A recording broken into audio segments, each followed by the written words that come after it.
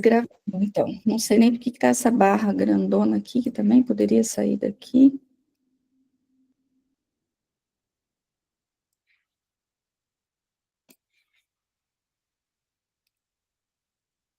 Qual a página, Dani, naquele material que você mandou? Em relação ao livro,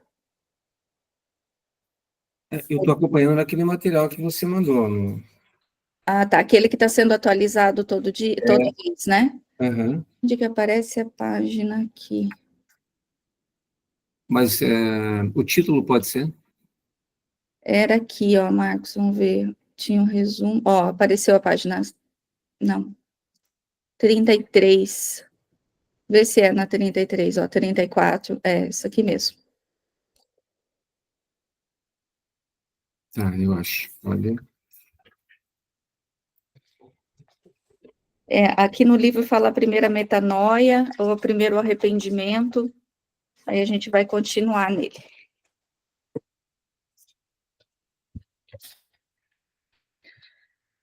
E parece, às vezes, que tem umas coisas repetidas, e talvez aqui a gente... Mas eu acho que não. Deixa eu dar só uma espiada aqui para baixo, mas acho que era ali mesmo. Não tem nenhuma marcação em vermelho. Vou marcar melhor esse último aqui. Tá? Então, vamos lá. Sofia chorou excessivamente e gritou à luz das luzes que tinha visto desde o princípio e na qual tinha tido fé, e expressou o seu arrependimento dizendo assim. Então, aqui vai começar o primeiro arrependimento dela, um momento profundamente simbólico que representa o despertar da alma caída à sua real condição. Vamos ver se a gente já não leu aqui, porque a última data marcada aqui estava 9/6. Eu não lembro que dia foi o nosso último encontro. Vamos ver aqui. Ó luz das luzes, em que desde o princípio eu tive fé. Escuta-me agora, ó luz, no meu arrependimento. Salva-me, ó luz, pois entraram em mim maus pensamentos. Logo nas primeiras palavras, Sofia invoca a luz das luzes, aquela luz verdadeira que ela havia visto no início, quando ainda estava na região superior do 13º Aeon. Isso mostra que mesmo após a sua queda, ela não perdeu totalmente a fé. Há dentro dela uma memória espiritual da origem, uma centelha que ainda sabe para onde olhar. Olhei, ó luz, para as partes inferiores e vi ali uma luz e pensei, irei a essa região a fim de poder tomar essa luz. E fui e encontrei-me a mim própria na escuridão que está no caos de baixo, e não pude apressar-me a voltar à minha reunião, porque todas as emanações do obstinado me prenderam dolorosamente, e o poder do rosto de leão tirou-me a minha luz. Então, ela reconhece que foi seduzida por uma luz falsa, né, a gente já leu, sim, atraídas pelas religiões inferiores do caos, e essa parte do texto tem uma força impressionante. Sofia admite o engano, né, ela reconhece que ela se iludiu, que ela foi iludida e seguiu, né, um caminho ali que ela achou que seria o adequado, mas não foi. E aí gritei pedindo ajuda, mas a minha voz não saiu das trevas, e olhei para as alturas para que a luz na qual eu tive fé me ajudasse. Então, ela foi, de novo, né, interceder ali para a luz que ela já estava buscando, essencialmente, né, e essa descida e o arrependimento simboliza o drama espiritual de toda a alma humana. Buscar fora, no mundo material, nos desejos, nas ilusões, no poder, uma luz que só existe dentro. E ao fazer isso, acaba presa e enfraquecida. E a gente também conversou sobre isso, sobre os nossos movimentos, né, de buscar satisfação, preenchimento. A gente pode delimitar como prazer essencial ou espiritual e prazer material. Por não saber exatamente como definir isso e como buscar exatamente esse prazer espiritual, a gente acaba se iludindo com os prazeres mundanos, materiais, né? Mas no fundo, o que a gente está buscando, todo ser busca, ir ao encontro da sua natureza. Só que a gente às vezes erra na direção, né? E se envolve com coisas que não são saudáveis. Até tem dizer, né, que a intenção é sempre positiva, a direção é que é equivocada. Então, no caso de Sofia, que foi isso, ela tinha uma intenção positiva, mas ela se iludiu. Assim como nós vivemos também, tudo que a gente faz, mesmo até aquilo que parece muito negativo, tem uma intenção positiva por trás. E essa intenção é de trazer algum conforto, de trazer algum preenchimento, de trazer uma satisfação, de trazer um ganho. Só que às vezes a forma como a gente busca isso é equivocada. E aí ela traz uma luz artificial. É como se também se a gente comparasse isso, né? A artificialidade da vida, daquilo que não é essencial mesmo, com essa luz que realmente preenche, que vai conectar a gente com a nossa natureza espiritual. E quando olhei para as alturas, vi todos os regentes dos aions e como seus números olhavam para baixo e se regozijavam às minhas custas, mesmo quando eu não fizera mal. Mas eles detestavam-me sem motivo. E quando as emanações do obstinado viram os regentes dos aions, regozijaram-se por minha causa e souberam que os regentes dos aions não viriam em minha vida. Deixa eu liberar aqui para alguém que chegou, gente, só um pouquinho. Assim, essas emanações animaram-se e oprimiram-me dolorosamente, com violência, a luz que eu não tomei delas, tomaram-na de mim. Então, ela vê os regentes ali zombando dela, né? A gente já viu isso aqui também, só dando uma recordadinha. Não, como se eles não tivessem misericórdia, pois operam segundo as leis frias e impessoais, sem compaixão, sem empatia. E o sofrimento dela aumenta quando ela percebe que não vai ter socorro ali naquela condição, né?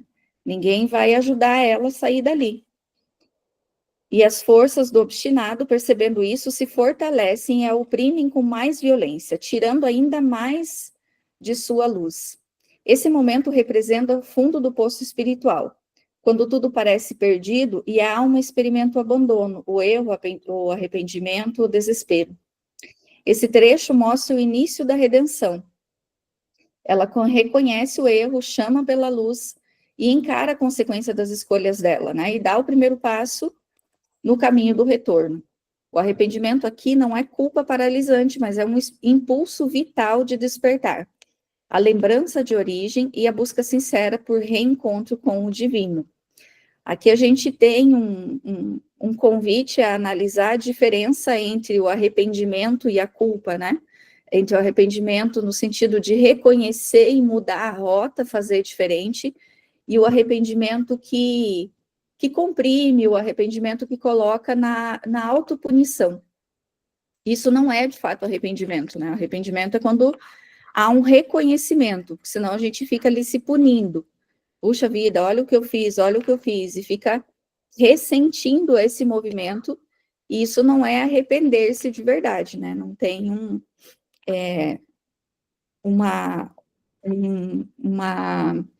um condicionamento sincero a melhorar, a fazer diferente, a buscar de uma outra forma.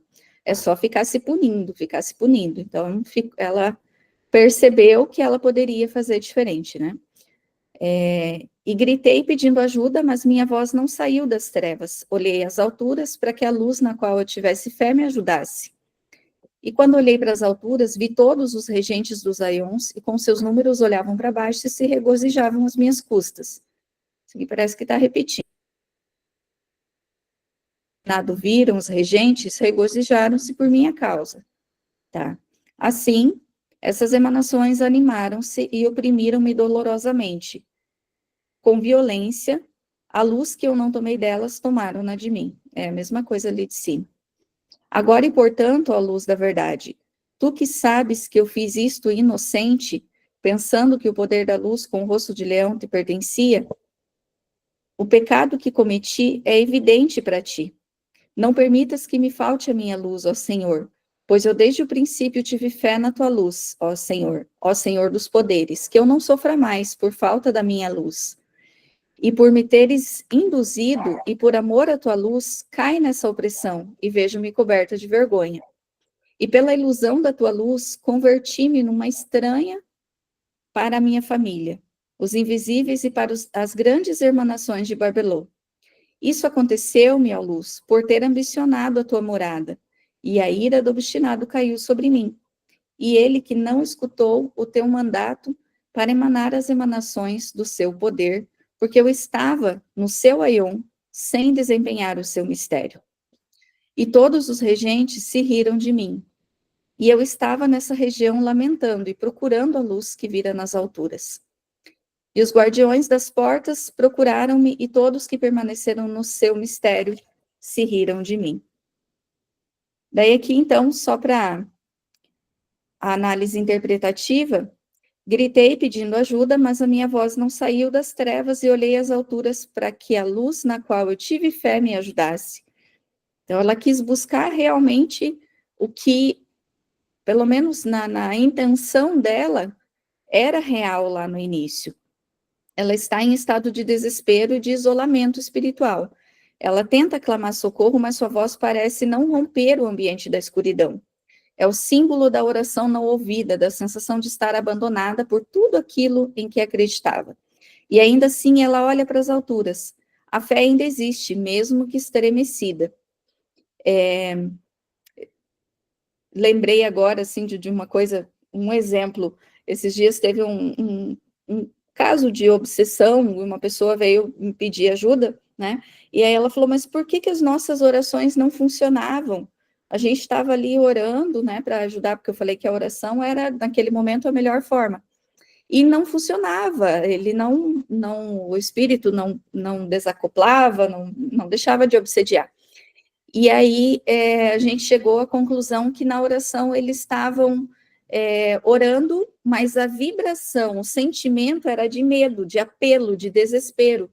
Então não era uma oração de fé real, não era um sentimento assim porque não é o que a gente fala, né? É o que a gente sente daquilo que fala.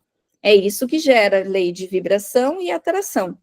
Então, naquele momento ali, nas orações deles, não funcionava porque eles não estavam conseguindo se conectar de verdade. E aí eu lembrei aqui desse momento que eu já passei por isso, estava até lembrando desse trecho de Psicosofia esses dias e fazendo uma associação com o período que eu me afastei lá da casa espírita, de como a gente busca muitas vezes e acha que está buscando essa conexão, mas ela é muito movida pela dor, pelo sofrimento, pela revolta. E então é uma oração que não conecta, que não abre espaço. E daí vem aquele sentimento assim: poxa, as minhas orações não são atendidas. Eu estou sozinha mesmo, estou abandonada. Realmente tudo aquilo que eu acreditava de mentor espiritual, de ajuda espiritual, de propósito, nada disso existe de fato, e se existe, eu não sou merecedora de receber isso, né? Ou de ter esse apoio. Então, lembrei de como a gente pode, muitas vezes, se sentir assim, mas não é porque houve um afastamento da energia divina aqui, mas a gente se fecha na nossa dor, na nossa... Né? Quer falar? E a Brenda falou assim, nossa, que e-mail é esse? Eu nem vi isso.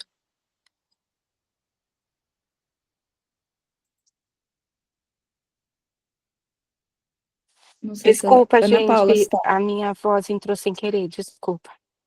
Ah, tá. Achei que você estava comentando o estudo. Tudo bem. Deixa eu voltar aqui. Não. Espera aí que eu mudei até a guia aqui.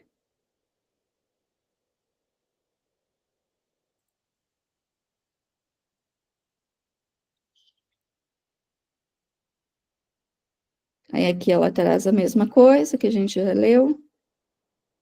Eu acho que eu devo ter copiado e colado repetido aqui, tá? Vou passar para frente. Interpretação simbólica também. Aqui, ó, estudos dia 23. Legal.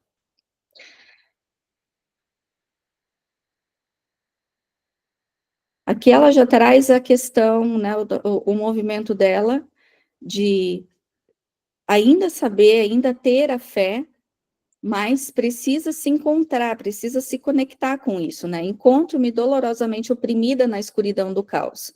E se agora tu desejas salvar-me, grande é a tua misericórdia. Escuta-me então de verdade e salva-me. Ela reafirma a fé, apesar da dor, mesmo envolta da escuridão do caos, que é símbolo do sofrimento, confusão e separação espiritual. Ela ainda olha para a luz e clama por salvação.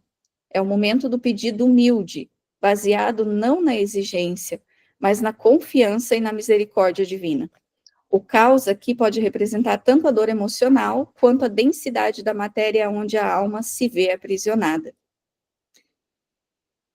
Eu lembro aqui também de uma coisa que afasta muito a gente da conexão sincera, é a vitimização. É quando a gente se deixa vitimizar pelo que aconteceu, e aí emana essa vibração de vitimismo, de coitadismo, e isso não dá muita brecha realmente para ajuda, né? Só que potencializa o pensamento de, estou abandonado. Retira-me da escuridão dessa matéria, que não me submerja nela, que eu seja salva das emanações do Deus obstinado que me tem oprimido e das suas más ações. Sofia reconhece que está afundando nas camadas mais densas da existência. Representadas pela matéria, ela pede para ser retirada antes que se perca completamente. É um apelo pela libertação da influência das forças egóicas e ilusórias. Representada pelo Deus obstinado e suas emanações, essas forças são aquelas que nos afastam da verdade interior, muitas vezes com promessas enganosas de luz. Não permitas que me submerja dessas trevas e não permitas que o poder do rosto de luz devore por completo todo o meu poder. E não permitas que esse caos amortalhe o meu poder. O pedido se intensifica, e Sofia implora para que sua essência, seu poder espiritual e sua luz não sejam totalmente consumidas pelas trevas. O poder do rosto de leão continua sendo símbolo das forças do obstinado, que se alimentam da luz das almas caídas. O temor aqui é que o caos envolva seu poder de forma definitiva, impedindo o seu retorno à luz. E trata-se de um clamor por preservação da centelha divina antes que ela se apague. Escuta-me, ó luz, pois a tua graça é preciosa, e olha-me para baixo, de acordo com a grande misericórdia da tua luz. Ela clama agora diretamente a compaixão divina, enfatizando a preciosidade da graça. Ela pede que a luz olhe para baixo, ou seja, que desça até onde ela está, no fundo da sua dor, para socorrê-la. Isso mostra que, mesmo em queda, a alma ainda é capaz de confiar no amor divino como força restauradora. Aqui me traz a impressão do que acontece com a gente lá no fundo do poço mesmo, quando a gente chega ao cume da dor e a gente se humilda para pedir ajuda e para receber ajuda também. Existe um desenvolvimento de humildade dentro da dor, quando aquele dizer também, né, que na dor somos todos iguais, a gente se iguala, porque são nas experiências dolorosas que a humildade vem, bate na porta, e a gente se permite algumas coisas, pensar diferente, conhecer algumas outras, né? É exatamente isso que eu estava pensando, porque o livro ele traz a Sofia como uma contraparte de Jesus, né? Então ele trata da Sofia e trata de Jesus e trata dos outros dos outros elementos aí do mundo, desse mundo superior. Mas ele não trata de um corpo. E a gente, quando trata, tem um terceiro elemento aí que somos nós, né? Quando a gente está falando em alma, em Sofia, em Deus e eu. Eu, o que que eu sou nessa relação? Então, Se a alma ela está perdida, qual o papel do eu, né? Então, se Sofia sei lá, é Eros, né? Essa energia, eu sou Logos, eu sou a razão. Eu tenho que compreender esse processo para poder assimilar ele, né? Para poder ajudar a Sofia a se libertar do corpo, a essa alma que está enraizada no corpo. Então, o papel do eu nesse processo, ele é extremamente importante. Porque se o eu, né, o ego, vamos dizer assim, ele tem que compreender isso, né? Ele tem que botar a razão em cima disso, né?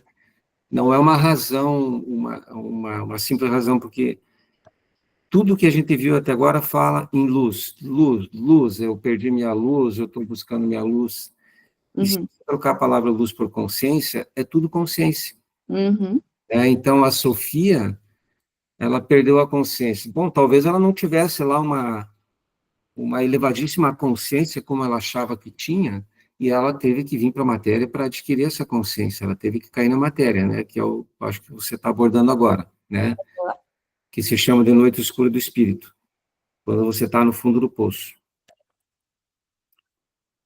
E isso. aí eu acho que, então, o papel do ego, do eu, nesse caso, ele é extremamente importante. Porque se você não tem fé, você ainda tem o logos, você ainda tem a razão, você pode compreender isso de uma maneira, né, que já é um primeiro passo. Eu acho que tem pessoas que têm uma fé muito, muito elevada, que elas, sei lá, que isso é intuitivo nelas. Mas para pessoas que têm pouca fé, elas podem ir para o lado da razão, da compreensão do processo, que é um processo demorado, né? Que acontece com todo mundo. Todo mundo vai cair um dia nesse vale de lágrimas aí, sei lá, nessa noite escura, né? Uhum. E é na compreensão desse processo que você consegue ir saindo dele. Realmente, é só na compreensão. Só através da consciência, né? Não tem outra forma.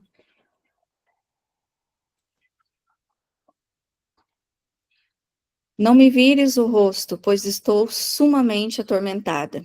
Ela implora para que a luz não a rejeite. Aqui há o medo do abandono espiritual, a angústia de ser esquecida. É como se dissesse: por favor, não se afaste de mim agora que mais preciso. Esse sentimento ecoa no coração de quem, mesmo fiel, se vê imerso em dor e silêncio interior.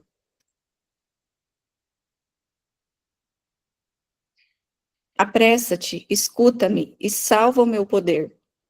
Um grito de urgência. Ela sabe que o tempo é decisivo. Se não for resgatada agora, seu poder, sua luz interior, sua força vital pode se perder.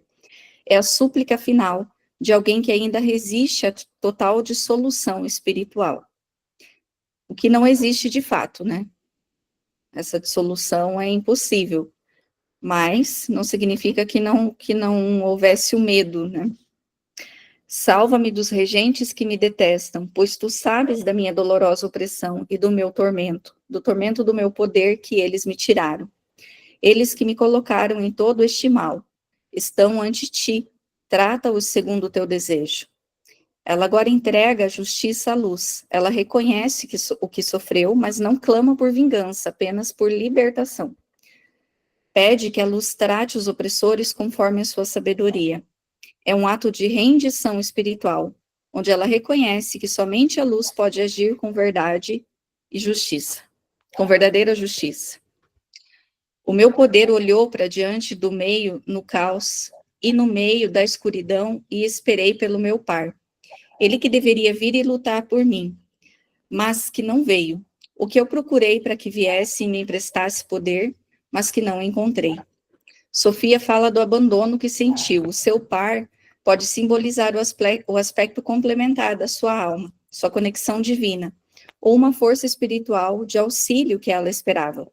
Esperou apoio, auxílio, restauração, mas ele não veio. A solidão espiritual no meio do caos é um dos temas centrais deste verso. Eu não sei vocês, eu me identifico muito com essa parte aqui. de carregar isso por muito tempo, mas ter alguns momentos, especificamente aquele ali onde eu tive o afastamento da casa espírita, onde essa sensação de solidão espiritual, ela tomou conta completamente, assim, é como se todo mundo tivesse mentor espiritual, todo mundo tivesse ajuda, menos eu, né, e não tem, obviamente, na racional a gente sabe que não é assim, mas é uma sensação, assim, de estar sendo realmente abandonado, é como se você estivesse buscando, e o seu, no caso aqui, né, de Sofia, o seu par estivesse de costas, ignorando, sem querer ajudar. Porque você fala assim, mas eu estou fazendo, estou buscando, estou me esforçando, mas por que eu não recebo essa ajuda? Essa é a concepção que a gente tem na hora que está ali nesse movimento. E aí entra a função da humildade nesse sentido. Essa semana eu até estava estudando um trecho onde Jung fala sobre isso, sobre esse estágio que a gente chega, ele não faz essa conexão especificamente, né, mas da questão psíquica mesmo. Nesse estágio de sofrimento que a gente chega, que aí é o despertar da humildade, e a gente sai desse apelo egóico, que é como se Sofia, nesse momento aqui, ela ainda tivesse um apelo egóico. Depois eu vou para o apelo humilde, para o apelo de rendição mesmo, né?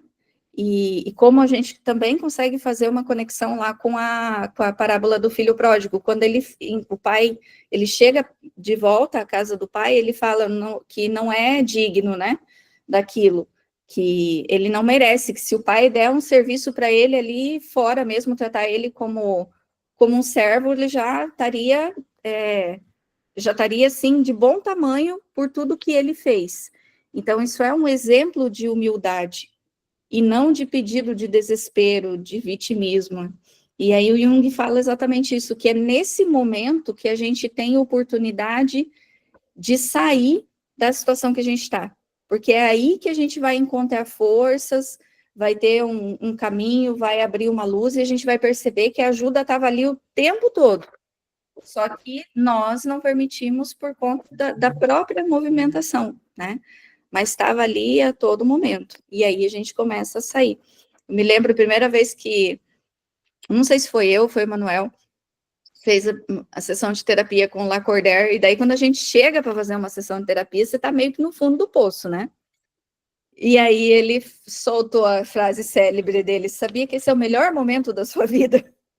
Aí você fala, mas como assim o melhor momento? Porque a partir desse momento de você estar assim, sem saída, que você vai começar a pensar e angariar novas possibilidades e se abrir para novas coisas e para uma ajuda real e sincera, né? Então, e realmente é muito real isso. O pior momento pode ser o melhor momento. Jung fala muito, muito disso.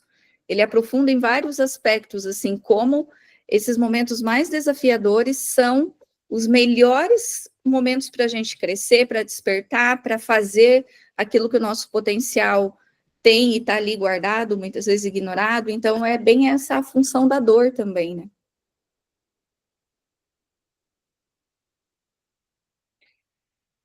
E quando procurei a luz, eles deram-me trevas, e quando procurei o meu poder, eles deram-me matéria. Uma profunda frustração. Tudo que Sofia buscava em nome da luz retornou em forma de densidade e ilusão. Quando busco o sagrado, recebo o mundano. Quando queria ascender, fui afundada. Isso representa o perigo de buscar a verdade com olhos enganados, sem o discernimento.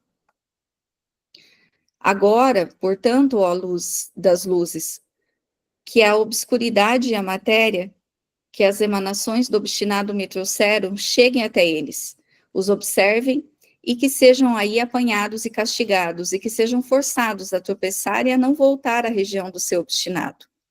Sofia pede aqui uma inversão de destino, que os próprios males que vieram até ela recaiam sobre aqueles que os causaram.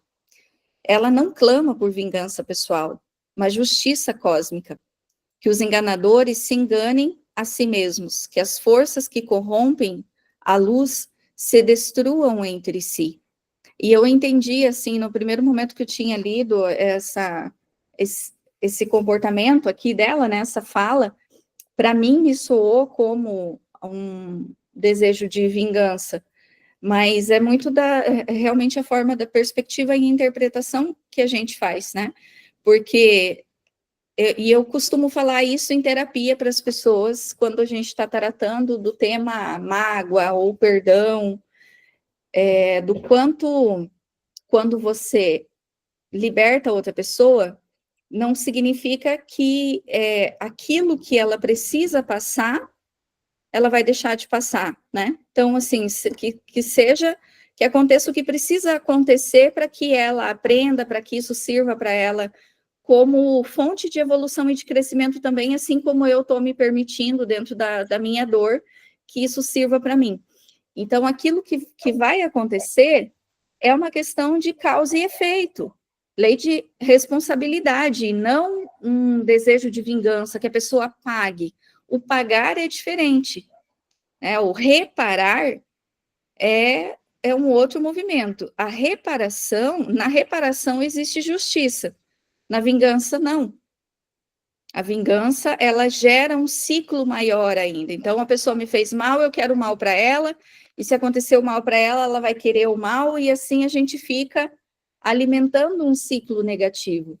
E quando a gente clama por justiça, você está permitindo que a outra pessoa passe pelo que ela tem que passar, nem mais e nem menos, né? Você está intencionando, soltando isso para que aconteça dessa forma, para que seja justo, porque até o fato da gente estar passando por alguma situação e hoje se considerar vítima, na verdade pode estar sendo até um momento que a justiça está sendo feita através de mim. E aí eu me vitimizo, nossa, coitada de mim, né, sofrendo tudo isso, mas e será que não é o meu momento de estar sendo, de que a justiça esteja ali acontecendo, de alguma experiência pretérita, alguma coisa que eu mesma me condicionei, assim como possivelmente num futuro, num outro momento, vai estar acontecendo com aqueles que supostamente nos fizeram mal, né? Eu acho interessante essa perspectiva de justiça, porque e se ela não é bem compreendida, ela é confundida com passividade, né? Com você ser negligente com o comportamento do outro, e não é isso. Compreender e soltar não é a mesma coisa que aceitar, né? Eu acho que é difícil aceitar isso, né? Mas a própria fé em Deus e acreditar na sua obra te leva a essa conclusão, né? Uhum. Porque se a gente acredita em Deus e que Ele criou tudo e que está tudo certo, então está tudo certo. Né? Se a gente está passando por uma dificuldade, está tudo certo. Se a gente está passando por um momento de alegria, está tudo certo. Então, tudo vai estar sempre certo. Ah, eu não merecia passar por essa dificuldade, mas eu acho que é exatamente o que você falou. De repente, há muita passividade, é uma maneira de um certo caos aí na vida ajuda a impulsionar, né? Uma desorganização, alguma coisa que quebra, alguma coisa que acontece, é para impulsionar. Pode não ser lei de causa e efeito, não importa se é causa e efeito. É para impulsionar, É. né? É para adquirir consciência. Então, tudo vai estar sempre certo. Né? Tá tudo Exatamente. certo. O mundo está certo. O Brasil está um caos enorme aí, sei lá o que vai acontecer. Bom, tá tudo certo. Certo. Está tudo como precisaria estar para o nosso aprendizado, para o nosso crescimento. Exato. Que se tivesse melhor, aquilo que nós precisamos desenvolver não ia ser desenvolvido. Se tivesse muito favorecido. E é muito interessante isso, porque a gente vê na educação, eu vejo em relação às crianças, né? É óbvio que é bem mais fácil a gente observar o dos outros do que o nosso, né? Mas a criança, quando ela recebe tudo muito favorável, quando ela não precisa se desafiar, quando ela não precisa conquistar, quando ela não aprende, eu tô acompanhando uma mãe, uma criança assim, a mãe faz tudo, até assim, excessiva, de estar junto, de resolver, de fazer, de proteger, de levar, A criança vai no banheiro, a mãe tem que ir junto ficar parada na porta do banheiro, com 6 anos de idade. O que está acontecendo com essa criança?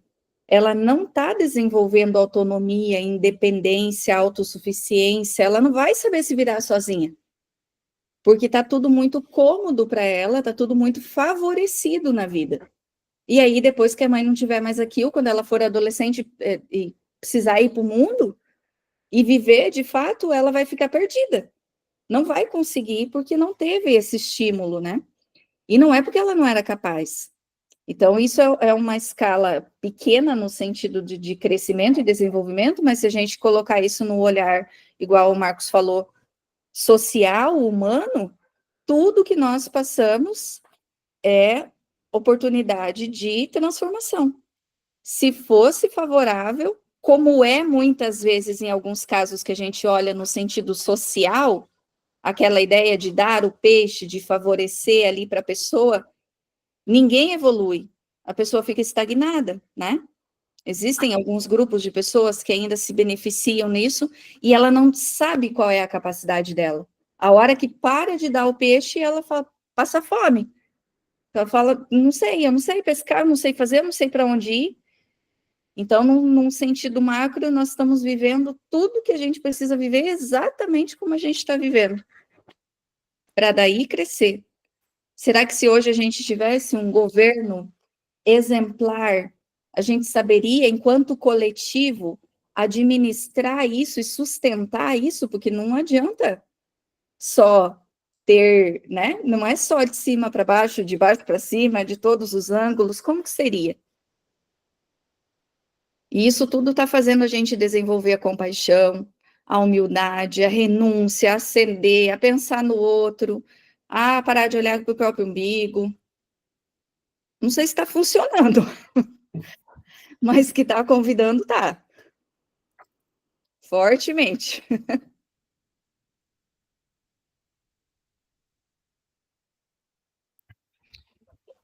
A derrota do ego é a oportunidade de Deus, né? É exatamente o que você falou. Exatamente, né, Mari? Que permaneçam na escuridão e não vejam a luz, que olhem o caos para sempre e não lhes seja permitido olhar para a altura. Um juízo severo, que os seres caídos e obstinados por escolha própria permaneçam nas regiões onde se identificam, sem a chance de contemplar a luz. Sofia que reconhece que a consciência de que rejeitam a luz voluntariamente e, portanto, não devem mais receber sua influência, até que se arrependam. Então, lei de causa e efeito, se é isso que eles querem, né? Você colhe, você planta, você colhe. Que seja assim. Agora, ficar recebendo sem estar plantando, ficar colhendo aquilo que não plantou, isso não é justiça. A justiça é isso. Se querem permanecer dessa forma e vocês estão conscientes de que é isso, então que não tenham direito também de colher a parte boa, né? Caiam sobre eles as suas próprias vinganças e que o teu juízo neles permaneça. Mais uma vez, a justiça está central aqui. Sofia pede que o peso dos próprios atos caia sobre os que lhes causam dor, para que eles sejam transformados ou destruídos por suas próprias criações. A ideia é que cada alma colhe aquilo que semeia. Simples assim, né? E não venham daqui em diante à sua região, ao seu Deus obstinado, e que suas emanações não venham daqui em diante até as suas regiões, pois o seu Deus é ímpio e obstinado, o qual penso que fiz este mal por si mesmo, sem saber que se não tivesse sido eu trazida para baixo, de acordo com o teu mandato, ele não teria tido qualquer autoridade sobre mim. Então, Sofia revela que a sua queda não foi puramente um erro, mas ocorreu também por vontade do superior, o mandato, possivelmente como parte de um processo necessário para a evolução e purificação. Ela denuncia o obstinado como ignorante, que achou ter vencido, sem saber que só teve o poder sobre ela porque foi permitido por um propósito maior.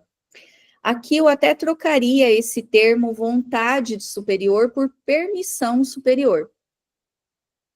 Eu não acredito que a vontade encaixe adequadamente aqui, por conta disso. Agora, permissão, sim, justamente pelo que ela tinha que aprender. Então, existe uma permissão. Tudo que nós vivemos é permitido. A gente pode, tudo pode, né? Mas nem tudo me convém. Como disse ou Santo Agostinho, Francisco de Assis, qual dos dois? Mas, tudo pode, mas nem tudo é conveniente para a gente, né? Paulo de Tarso. Foi Paulo de Tarso, obrigado. Nenhum dos dois. Ainda bem que eu gravo a mensagem. Eu, às vezes, falo coisas que Jesus me falou. Assim vai. Obrigada, Paulo. E é isso, né? Então, acho que pode aqui seu microfone. Obrigada. Então, por isso chave, porque... Ana, você consegue... Deixa eu deixar aqui. Eu não estou no mudo, não, gente? Não, eu tô... Desculpa, vou desligar. Vou desligar. Obrigada. É que fica voltando, né? Então, como parte de um processo necessário para a evolução ou purificação, como que Sofia ia aprender a reconhecer e identificar o que era a luz essencial, o que era a verdadeira luz, que não era uma luz artificial, se ela não tivesse passado pela queda? Como que a gente vai aprender algumas coisas, a distinguir o bom do não bom, o que é certo do que não é, se a gente não tiver essa perspectiva? Hoje eu vejo essa experiência. Eu queria tirar uma dúvida. Pode perguntar. Eu entrei um pouquinho atrasada, perdi o iniciozinho da leitura, mas eu estou pensando o seguinte: esse processo que vocês estão descrevendo, que o livro está descrevendo, na verdade não é um processo da Piste Sofia, é um processo de todos nós e de todas as consciências criadas, não é assim? Uhum. É de todo mundo, né? Por isso que o texto é simbólico. Ele traz essa proposta. A Sofia é o personagem ali que a gente consegue associar o que ela está vivendo com a nossa realidade, com o nosso grau de, né, a nossa evolução em si. Então, é justamente isso, para fazer essa interpretação. Acompanhou direitinho. É porque, por acaso, eu comecei a ler um livro de Ramatiz, e na introdução do átomo ao anjo, ou ao arcanjo, não sei se vocês conhecem. E ele fala justamente disso, que é um processo natural de todas as consciências que não são nem criadas por Deus, elas saem do Pai, dessa fonte criadora, né? Não é nem criação, é porque a gente, como é parte dele, a gente não foi criado, a gente só saiu de perto dele, digamos assim, não sei o melhor termo para usar, mas também é uma reflexão interessante essa, de que não houve uma criação, nós somos parte do todo, portanto não somos criados, a gente só se afastou dele, e que esse mergulho é necessário para você adquirir essa expansão, essa experiência, porque você não pode advogar sobre algo que você não viveu, para depois retornar à luz, né? Uhum. Isso aí. É como se eu gosto de falar que nós somos fragmentos de Deus, né?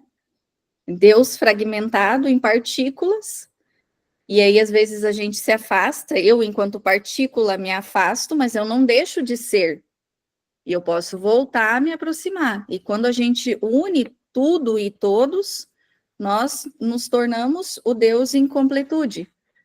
Então, são fragmentos, né?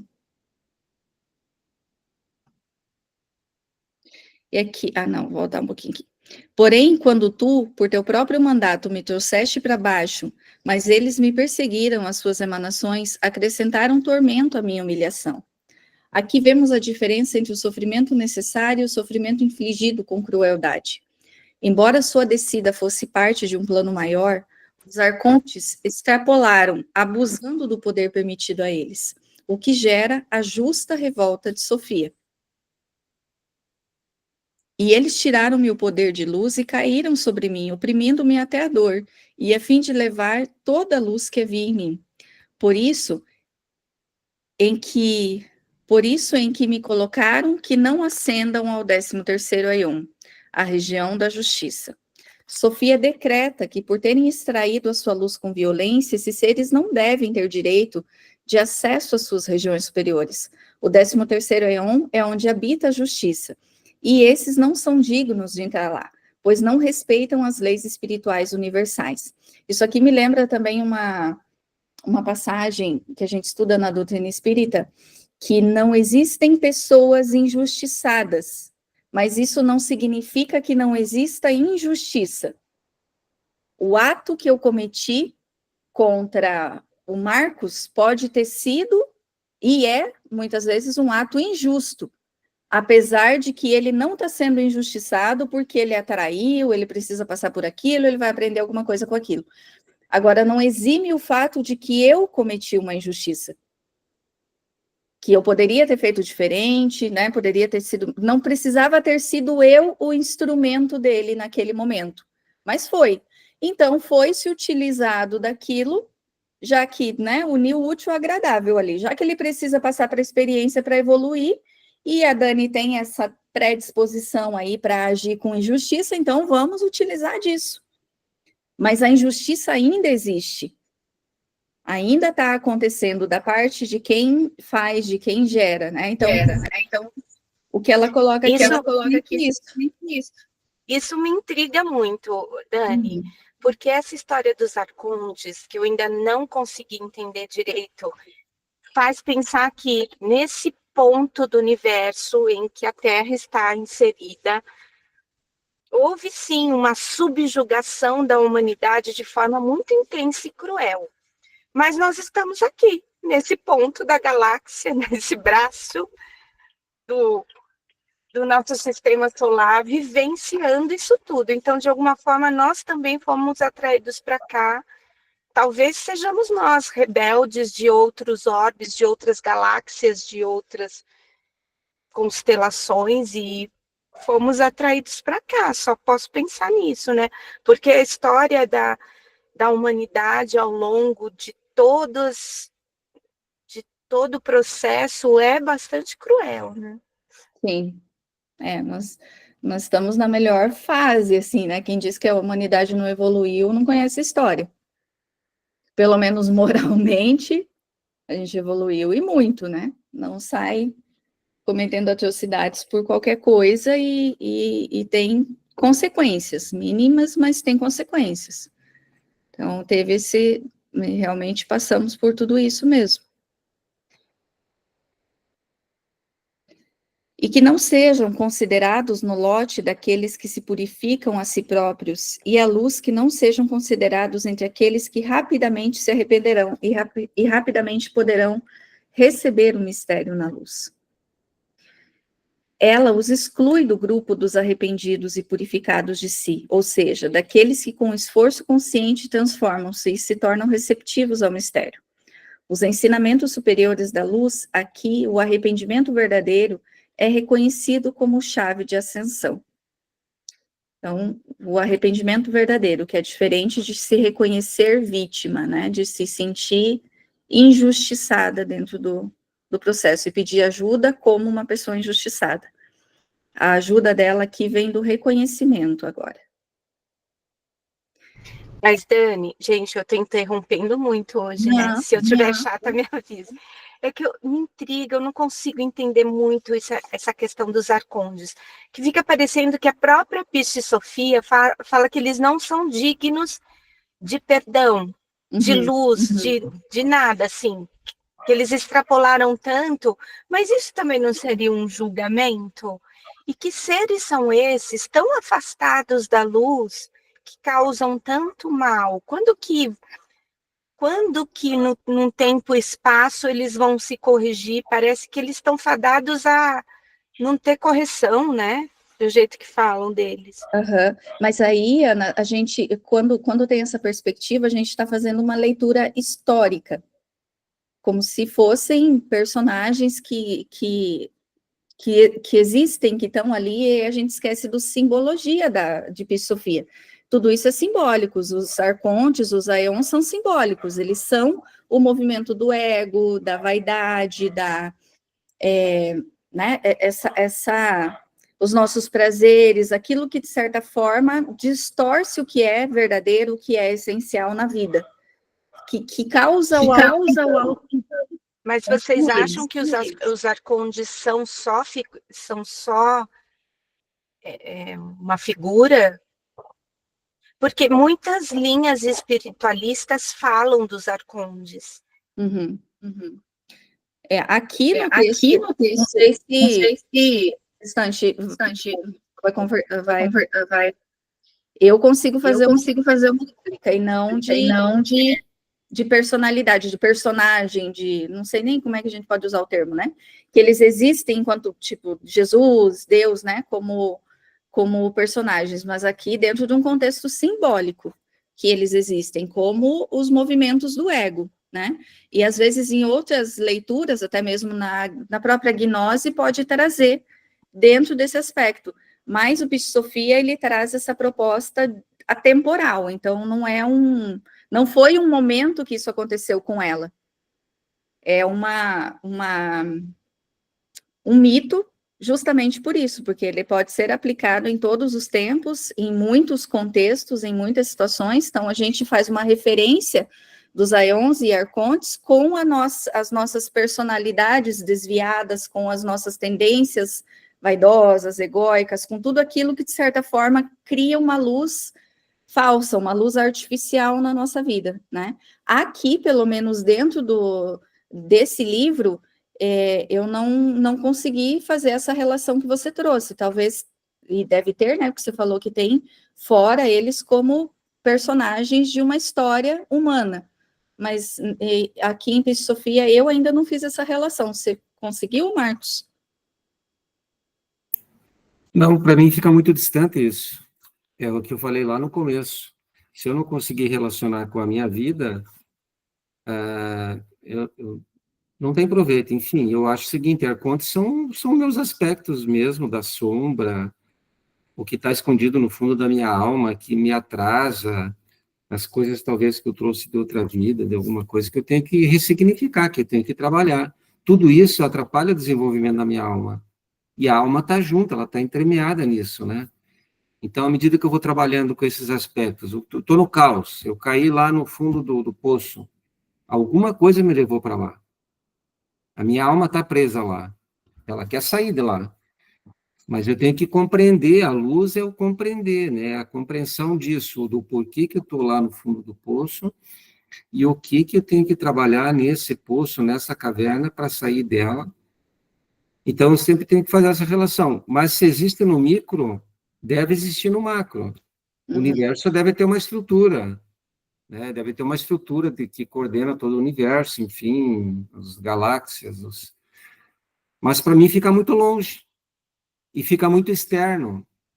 E mais uma vez eu vou procurar fora, quando, na verdade, a gente tem que procurar dentro, né? Que é onde está mais perto, que é a minha vida, que é a minha existência, que é a única coisa que eu tenho ferramentas para conseguir trabalhar, que é o meu logos, né? Que é a minha consciência.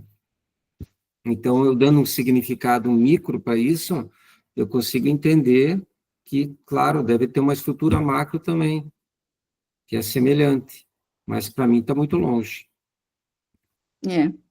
Eu tenho essa percepção, não sei se mais alguém consegue fazer, e também por não ter lido nenhuma outra coisa, às vezes, né, que faça também essa associação, mas eu faço dentro desse contexto aqui de Pisofia, assim como o Marcos disse, de olhar simbolicamente como são personagens, né? Jesus ali, o par dela, é um personagem. Inclusive, lá no início a gente leu isso, que não é o Jesus histórico, não é o Jesus personalidade, é o Jesus simbólico no sentido de consciência elevada, a minha parte elevada. Sofia sou eu enquanto personalidade, enquanto ainda ser em evolução, enquanto fragmento divino em evolução. E essa parte dos eons, dos arcontes, né, dos regentes são os desafios que eu, enquanto ser em evolução, estou vivendo, as tentações, as dificuldades, aquilo que eu trago de outras existências ali que estão ainda, né, reverberando em mim, as minhas lutas com as subpersonalidades que ainda são muito fortes e que às vezes me levam ali para uma vaidade. Eu posso ter, por exemplo, essencialmente acreditava, vou dar um exemplo aqui, quando eu participava da Casa Espírita, fazia palestra, eu sentia, nossa, que eu estava indo ao encontro de Deus, que eu estava falando sobre Jesus, eu estava fazendo uma coisa essencial, onde, na verdade, eu podia estar alimentando um movimento egóico, uma carência, uma vaidade que vinha de alguma personalidade minha, que eu posso dizer que era um arconte, por exemplo, fazer essa associação. E ali ele me seduziu pela vaidade e eu caí, né? Acabei achando que aquilo ali era a luz essencial, que era a verdade, e cedi aquilo e a vaidade me puxou para baixo e me deu um tombo. Então, é nesse sentido, assim, Ana, que a gente está tentando trazer essa percepção. Aí, quando o Marcos diz dessa questão de distância, é justamente com o objetivo da gente não fazer uma leitura para ser uma coisa externa. Ah, porque isso aconteceu com Jesus, ou acontece em algum tempo, e o quanto eu consigo trazer e perceber os meus arcontes, e perceber os meus aeons, o que eles estão me convidando, e as minhas quedas, e as minhas orações cheias de vitimismo, né, de sentimento de autopiedade. Então, é mais para a nossa percepção, é por isso que traz esse sentido. Não sei se fez sentido para você agora, assim, desse contexto. Eu acho que daí vai ler uma outra coisa, vai trazer uma outra entonação, né? Muito interessante a reflexão que vocês trouxeram. Obrigada, foi interessante. Que bom. Se fez sentido, tá bom. Mas no primeiro momento, quando a gente conhece mesmo, você vê uma narrativa como se fosse a história de alguém. E tem essa proposta, inclusive, né? Fica nas entrelinhas, mas a história da evolução espiritual do espírito que habitou o corpo de Jesus, né? Que se tornou Jesus enquanto personalidade naquela encarnação, mas que não é Jesus, não foi Jesus sempre. Então, tem também, a gente encaixa, é isso que é o macro e o micro. Eu posso encaixar no sentido da humanidade, os arcontes e aeons são aqueles, os nossos movimentos egoístas enquanto humanidade, que eu, enquanto filho de Deus, na humanidade, enquanto filha de fragmento divino, estou aí em processo evolutivo e sou a Sofia, e que o plano espiritual, o próprio Deus, onde a gente vai se conectar, é o Jesus, que é a outra ponta, né? O Cristo interno que habita dentro de mim. Então, a gente usa simbólico. Aqui no chat GPT veio um trechinho muito interessante, fala assim, em textos gnósticos, como o apócrifo de João, eles aparecem como entidades que controlam aspectos da existência humana e do cosmo físico, mas não significa que isso tudo que vocês trouxeram não esteja certo, porque, na verdade, são forças opostas à luz, vamos dizer assim. Isso. Ficou mais claro para mim dessa maneira. Aqui eles também aparecem como entidade. Mas é no sentido de nomear para que a gente consiga ter uma referência. É como a gente falar dos anjos, do anjo caído, como a gente falar do diabo, né? O que é o diabo? É o diabo. Vai ouvir o evangélico fala que o diabo está tomando conta, isso aí é influência do inimigo. O que é o inimigo, se não toda essa influência negativa que a gente tem, e que vem de um contexto espiritual, sim, mas não é uma pessoa. O diabo não é uma pessoa, assim como Deus, né, é o todo e não é uma referência una.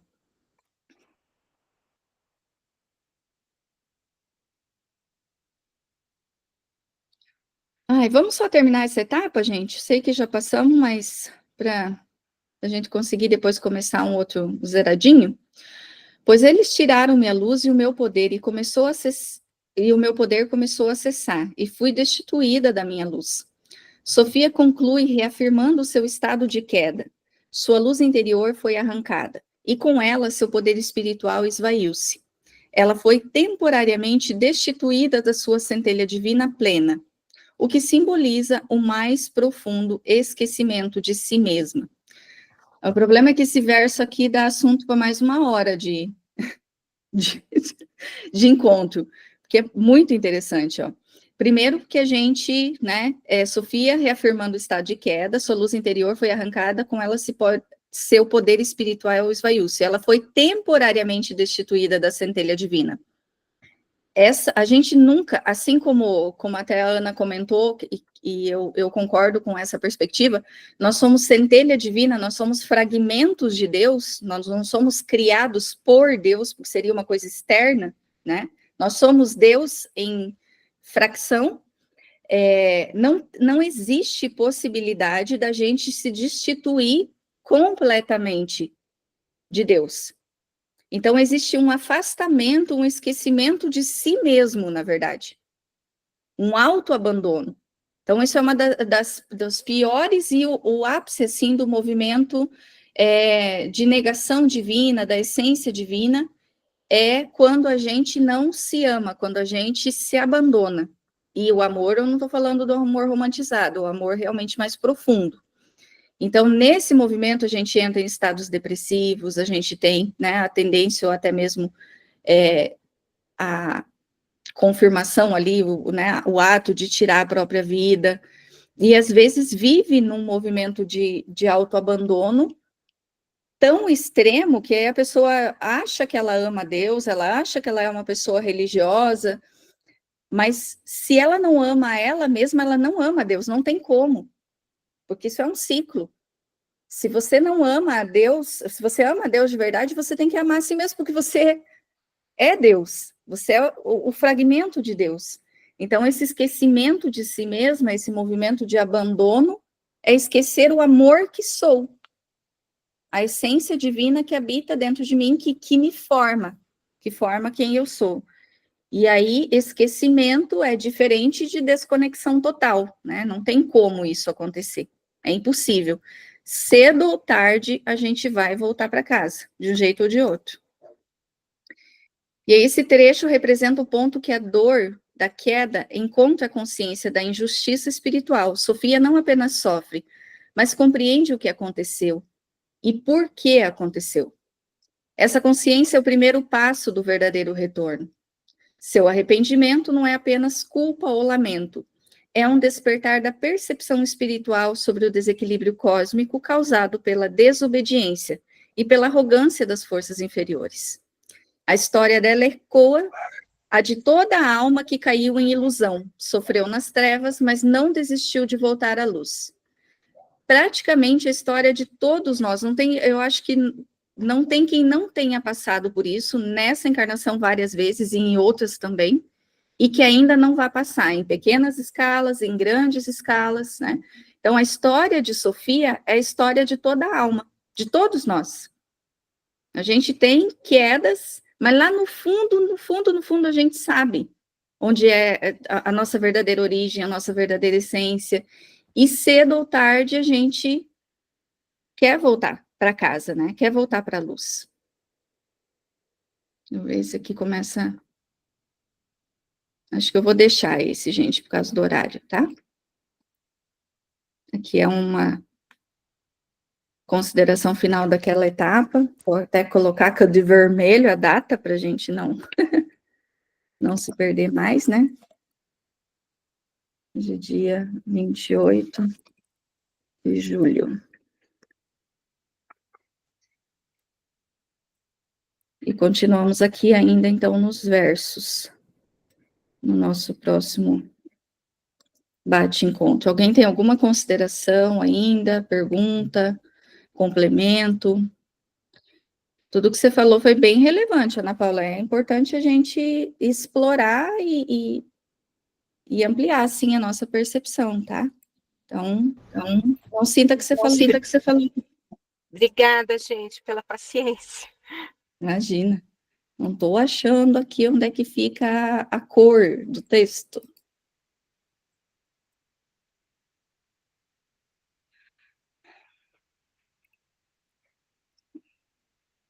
Possível que eu não veja aqui agora, né? Isso, pessoal. Alguém quer comentar mais alguma coisa? Só sublinar, né? A mensagem sublinar do último verso que você leu é bem vitimista, assim. Ela bota pra fora, né? Não Aham. fui eu que caí, foi eles que vieram, eles que me injustiçaram. É um negócio assim, ela começou a espiral do a culpa é dos outros, eu tô esperando a justiça divina, que eles nunca vão melhorar, sempre vai ser para baixo. Eu tive essa impressão também nas primeiras leituras desse, e daí analisando essa questão da responsabilidade que suavizou um pouco mais. Eu também senti assim muito disso de vitimismo e transferência de responsabilidade, né? Mas daí ela Sim. dá uma contrabalanceada em alguns momentos, mas fica ali a sensação mesmo. Sabe o que lembrou também? Aquele negócio de fazer magia, fazer bruxaria, que o povo fala assim, fulano me botou na macumba, fulano fez uma bruxaria para mim. Aham. Aí joga a responsabilidade pro outro, né? Ele que fez a macumba. Mas se você estiver bem consigo mesmo, estiver com a sua autoestima lá em cima, estiver com a sua vibração elevada, não tem macumba que Não pegue. sei. É, Não pega de jeito nenhum. Agora, você tá para baixo, você pensa que a culpa é dos outros, você se vitimiza, aí qualquer macumba, qualquer mal olhado, qualquer inveja lhe derruba. Porque você exatamente. não vigia, você não ora. É a mesma coisa dos sentimentos, né? Que a gente fala, fulano me magoou, me machucou, me ofendeu. A gente dá permissão. Nada acontece sem a permissão, né? E nesse caso ali de Sofia não foi diferente. E houve a permissão até para o crescimento dela, para que ela soubesse distinguir o que era a luz verdadeira e o que era a luz artificial. Mas é bem isso mesmo, a gente transfere com muita facilidade. Muito, muito, muito. Muito bem, pessoal. Muito bom o estudo. Bem marcadinho aqui, acho que todo mundo vai lembrar agora que semana que vem a gente continua no verso 30. Qualquer coisa a gente volta nos últimos minutos da gravação para saber onde paramos. Tá bom? Nos vemos na semana que vem, então. Deixa eu parar aqui a gravação. Tchau, tchau, pessoal. Obrigada. Tchau, gente. Tchau, gente. Obrigada. Até a próxima.